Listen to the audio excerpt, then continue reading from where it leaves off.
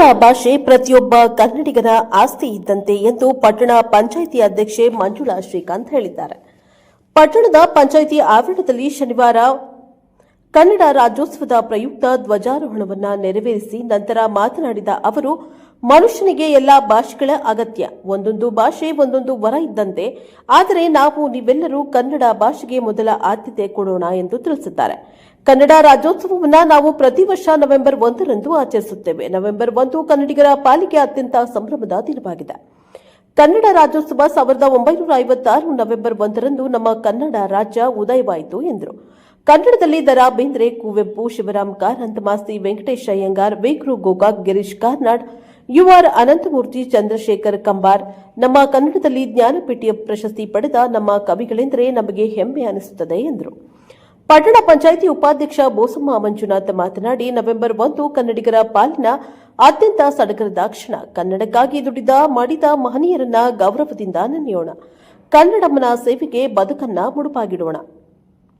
ಎಲ್ಲರಿಗೂ ಕನ್ನಡ ರಾಜ್ಯೋತ್ಸವದ ಶುಭಾಶಯಗಳನ್ನು ಕೋರಿದ್ದಾರೆ. ಪಟ್ಟಣ ಪಂಚಾಯಿತಿ ಸ್ಥಾಯಿ ಸಮಿತಿ ಅಧ್ಯಕ್ಷ, ಚಿತ್ರದುರ್ಗ ಜಿಲ್ಲಾ ಪಂಚಾಯಿತಿ ಸಮಿತಿ ಯೋಜನೆ ನಿರ್ದೇಶಕರಾದ ಸೈಯದ್ ಅನ್ವರ್ ಮಾತನಾಡಿ, ಎಲ್ಲಾದರೂ ಇರು, ಎಂದಾದರೂ ಇರು, ಎಂದೆಂದಿಗೂ ನೀ ಕನ್ನಡವಾಗಿರು. ಕನ್ನಡವೇ ಸತ್ಯ, ಕನ್ನಡವೇ ನಿತ್ಯ. ಇದು ರಾಷ್ಟ್ರಕವಿ ಕುವೆಂಪು ಅವರು ರಚಿಸಿದ ಗೀತೆಯ ಮೊದಲ ಸಾಲುಗಳು. ನಾವು ಎಲ್ಲಿಯೇ ಹೋದರೂ ಎಲ್ಲಿಯೇ ಇದ್ದರೂ ಯಾವತ್ತಿಗೂ ಕನ್ನಡವನ್ನ ಬಿಟ್ಟುಕೊಡಬಾರದು.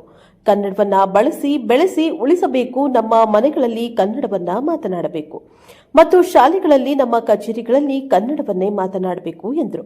ಚಿತ್ರದುರ್ಗ ಜಿಲ್ಲಾ ಪಂಚಾಯಿತಿ ಸಮಿತಿ ಯೋಜನೆ ನಿರ್ದೇಶಕರಾದ ಮತ್ತು ಪಟ್ಟಣ ಪಂಚಾಯಿತಿ ಸದಸ್ಯೆ ಸರ್ವಮಂಗಳ ಉಮಾಪತಿ ಮಾತನಾಡಿ, ಇಂದು ನಮಗೆ ನಾಡಹಬ್ಬ. ನಮ್ಮ ರಾಜ್ಯ ಅತ್ಯಂತ ಹೆಸರುವಾಸಿಯಾದ ರಾಜ್ಯ, ಸಾಹಿತ್ಯ ಮತ್ತು ಕಲೆಗೆ ಹೆಸರಾದ ನಾಡು. ಅದರಂತೆಯೇ ಪಂಪ, ರನ್ನ, ಪೊನ್ನ, ಷಡಾಕ್ಷರಿ, ಕುವೆಂಪು, ಒಳ್ಳೊಳ್ಳೆ ಕವಿಗಳು ಹುಟ್ಟಿದಂತಹ ನಾಡು. ಹಂಪೆಯ ಹಕ್ಕಬುಕ್ಕರು, ವಿಜಯನಗರದ ಅರಸರು ಸೇರಿನಿಂದ ಮುತ್ತು ರತ್ನಗಳನ್ನು ಅಳೆಯುತ್ತಿದ್ದಂತಹ ನಾಡು.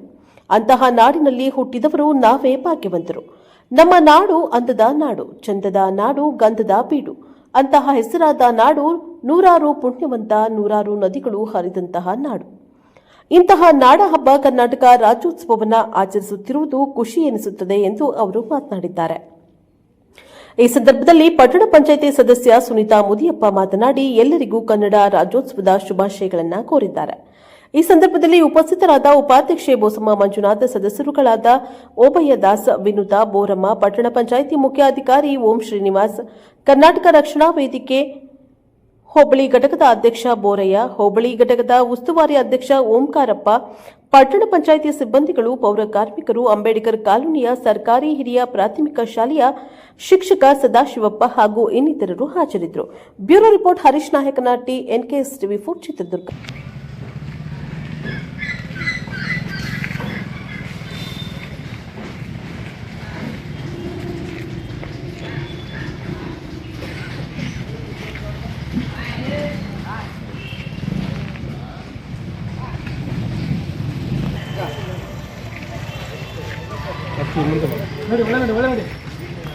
ನವೆಂಬರ್ 1ರಂದು ಕನ್ನಡ ರಾಜ್ಯೋತ್ಸವದ ಎಲ್ಲರಿಗೂ ಇಲ್ಲಿ ಬಂದಿರುವಂಥ ಮತ್ತು ಸ್ಥಾಯಿ ಸಮಿತಿ ಅಧ್ಯಕ್ಷರಾದ ಅಣ್ಣನವರೇ, ಮಾಜಿ ಉಪಾಧ್ಯಕ್ಷರಾದ ಸರ್ವಮಂಗಳ ಸರ್, ಮತ್ತು ಚೀಫ್ ಆಫೀಸರ್ ಶ್ರೀನಿವಾಸ್ ಸರ್ ಅವರೇ, ಮತ್ತು ಸಿಬ್ಬಂದಿ ವರ್ಗದವರೇ, ಎಲ್ಲ ಗೌರವಾನ್ವಿತ ಸದಸ್ಯರೇ, ಎಲ್ಲರಿಗೂ ಕನ್ನಡ ರಾಜ್ಯೋತ್ಸವದ ಶುಭಾಶಯಗಳನ್ನು ಹೇಳುತ್ತಾ, ಕನ್ನಡ ನವೆಂಬರ್ 1ರಂದು ಕನ್ನಡ ಮಾತನಾಡುವ ಎಲ್ಲ ಪ್ರದೇಶಗಳು ಒಗ್ಗೂಡಿದವು.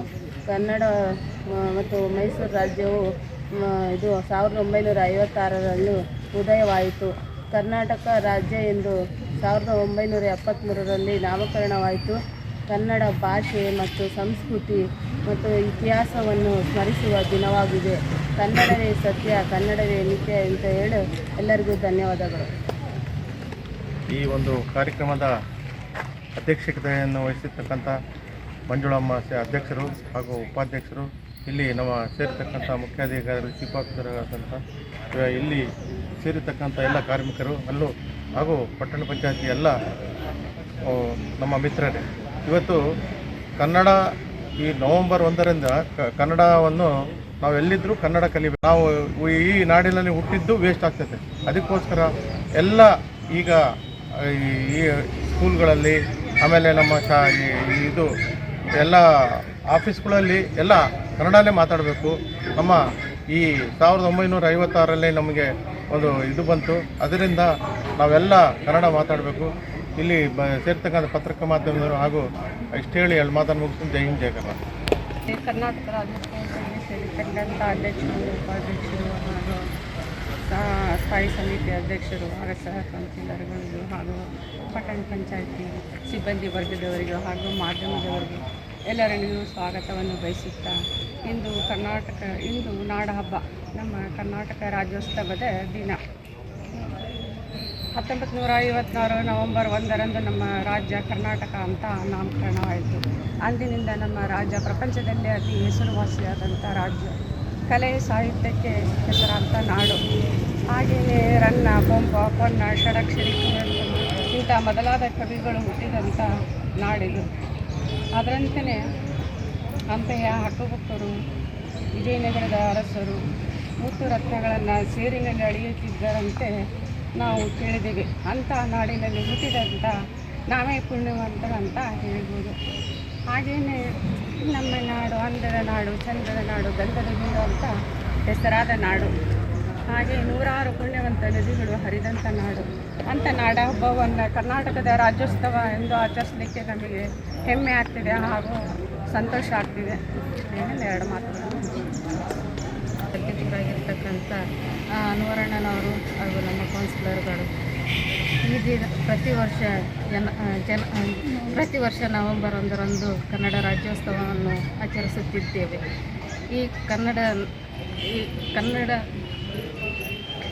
ನಾಡುಗಳು ಕರ್ನಾಟಕ ರಾಜ್ಯವಾಯಿತು. ಈ ಕೇವಲ ಭಾಷೆಯೂ ಆಗಿರುತ್ತದೆ. ಎಲ್ಲ ಗೌರವಾನ್ವಿತರು